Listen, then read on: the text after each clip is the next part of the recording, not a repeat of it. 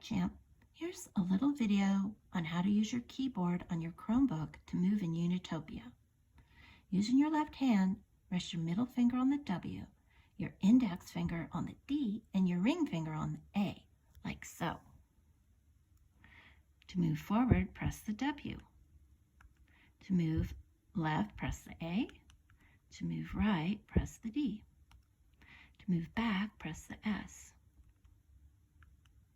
Then, to turn, just press and hold either the A or D key like this.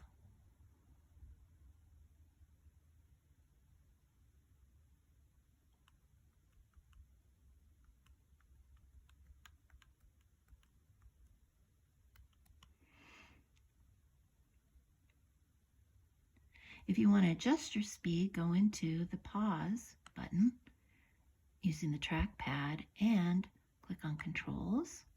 And you can adjust the sensitivity and speed of your turns and movement with this bar, either low or high. Then go back into the game by saying resume, and you can use the space bar to jump,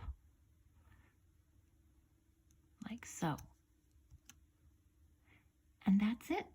I hope you have an awesome adventure in Unitopia. Your friend, Mahoo!